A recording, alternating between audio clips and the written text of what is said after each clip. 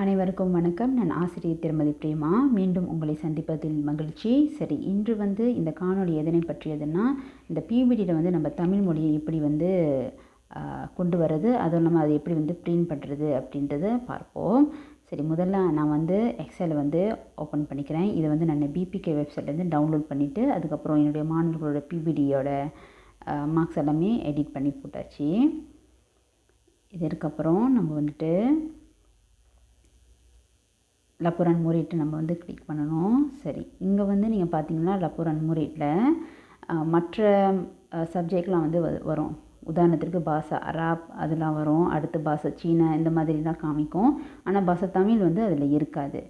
அப்போ இதில் எப்படி பாஷா தமிழ் அந்த பிபிடி மார்க்ஸ் இதில் கொண்டு வர்றது, ஸ்லீக்கு புதுசாக அதாவது லப்போரான் மூரேட்டில் கொண்டு வர்றது, அந்த முறை தான் இப்போ நம்ம பார்க்க போகிறோம். முதல்ல நம்ம ஃபைலுக்கு போயிட்டு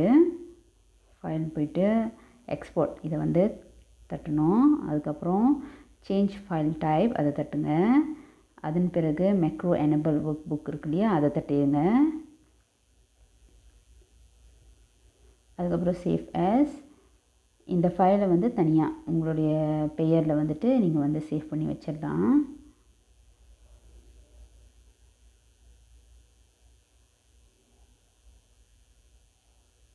சேவ் பண்ணிவிட்டு இதுதான் நான் சேவ் பண்ண அந்த டாக்குமெண்ட்.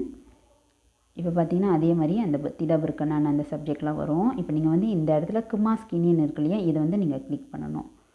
இப்போ நீங்கள் கிளிக் பண்ணிங்கன்னு சொன்னீங்கன்னா இதுக்கப்புறம் நீங்கள் பாருங்கள் தமிழ் மொழி பாடம் இந்த பாடம்லாம் உள்ளே நுழைந்துடும். அந்த பாஷா சீனாலாம் இருக்கு இல்லையா, இது இருக்காது.